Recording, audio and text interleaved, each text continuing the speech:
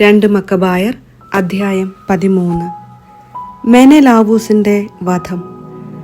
അന്തിയോക്കസ് യൂപ്പാത്തോർ യൂദയായ്ക്കെതിരെ ഒരു വൻ സേനയുമായി വരുന്നെന്ന് 149 ആണ്ട് യൂദാസിനും അനുചരന്മാർക്കും അറിവ് കിട്ടി. അന്തിയോക്കസിന്റെ രക്ഷാകർത്താവും ഭരണചുമതല വഹിക്കുന്നവനുമായ ലിസിയാസും അവനോടൊത്തുണ്ടായിരുന്നു.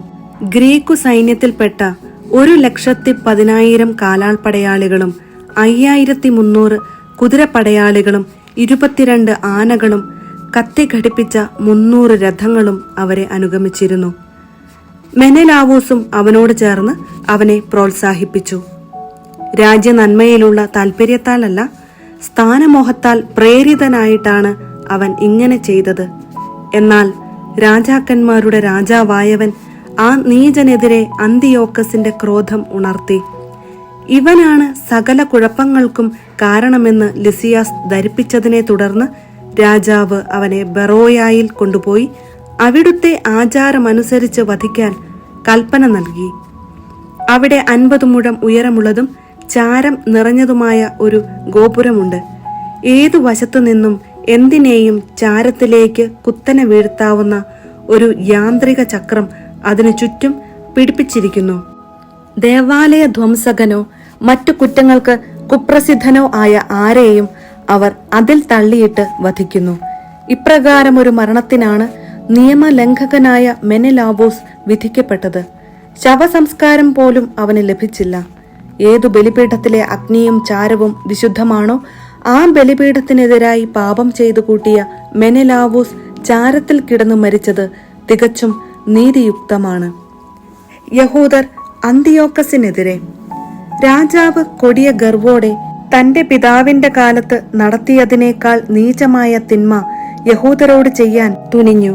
ഇത് കേട്ട യൂദാസ് ജനത്തോട് തങ്ങളുടെ നിയമവും നാടും വിശുദ്ധ ദേവാലയവും നഷ്ടപ്പെടാറായിരിക്കുന്ന ഈ വിപത് സന്ധിയിൽ തങ്ങളെ സഹായിക്കണമേ എന്നും ജീവൻ വീണ്ടെടുത്തു തുടങ്ങുന്ന തങ്ങൾ ദൈവദൂഷകരായ വിജാതീയരുടെ കൈകളിൽ വീഴാൻ അനുവദിക്കരുതേ എന്നും രാപകൽ കർത്താവിനോട് വിളിച്ചപേക്ഷിക്കാൻ ആജ്ഞാപിച്ചു.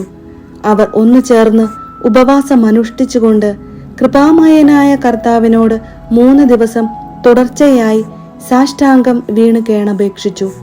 അതിനുശേഷം യൂദാസ് യുദ്ധസന്നദ്ധരായിരിക്കാൻ അവരെ ആഹ്വാനം ചെയ്തു. ശ്രേഷ്ഠന്മാരോട് രഹസ്യത്തിൽ ആലോചിച്ചതിനു ശേഷം രാജസൈന്യം യൂദായിലെത്തി. നഗരം കീഴടക്കുന്നതിനു മുൻപ് പുറത്തേക്ക് കടക്കാനും ദൈവസഹായത്തോടെ കാര്യങ്ങൾ തീരുമാനത്തിലെത്തിക്കാനും അവൻ നിശ്ചയിച്ചു. അങ്ങനെ തീരുമാനം ലോകസൃഷ്ടാവിന് വിട്ടുകൊടുത്തുകൊണ്ട് അവൻ നിയമത്തിനും ദേവാലയത്തിനും നഗരത്തിനും രാജ്യത്തിനും പൊതുനന്മയ്ക്കും വേണ്ടി മരണം വരെ അഭിമാനപൂർവം പോരാടാൻ ജനത്തെ ഉപദേശിച്ചിട്ട് മൊദയിനു സമീപം പാളയമടിച്ചു. ദൈവത്തിന്റെ വിജയം എന്ന അടയാളവാക്ക് അവൻ അവർക്കു നൽകി. തുടർന്ന് അതിധീരന്മാരായ യുവസൈനികന്മാരോടുകൂടെ രാത്രിയിൽ രാജമണ്ഡപം ആക്രമിക്കുകയും 2000 പേരെ പാളയത്തിൽ വച്ചു തന്നെ വധിക്കുകയും ചെയ്തു.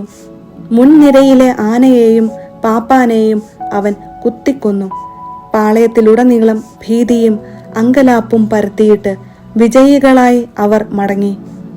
യൂദാസിന് കർത്താവിന്റെ സഹായവും സംരക്ഷണവും ഉണ്ടായിരുന്നതിനാൽ അരുണോദയത്തോടെ ഇതെല്ലാം കഴിഞ്ഞു. യഹൂദരുടെ നിർഭയത്വം അനുഭവിച്ചറിഞ്ഞ് രാജാവ് അവരുടെ ആസ്ഥാനങ്ങൾ ആക്രമിക്കുന്നതിന് യുദ്ധതന്ത്രങ്ങൾ പ്രയോഗിച്ചു. അവൻ അവരുടെ ശക്തി ദുർഗമായ ബേത്സൂറിന്റെ നേരെ നീങ്ങി. എന്നാൽ തിരിച്ചോടിക്കപ്പെട്ടു. അവൻ വീണ്ടും ആക്രമിക്കുകയും പരാജയമടയുകയും ചെയ്തു. കാവൽ സേനയ്ക്ക് ആവശ്യകമായതെല്ലാം യൂദാസ് എത്തിച്ചു കൊടുത്തു. എന്നാൽ യഹൂദ സൈന്യത്തിൽപ്പെട്ട റൊദോക്കോസ് എന്നൊരുവൻ ശത്രുവിന് രഹസ്യ വിവരങ്ങൾ ചോർത്തിക്കൊടുത്തു. അവനെ അവർ അന്വേഷിച്ച് പിടിച്ച് കാരാഗൃഹത്തിലാക്കി.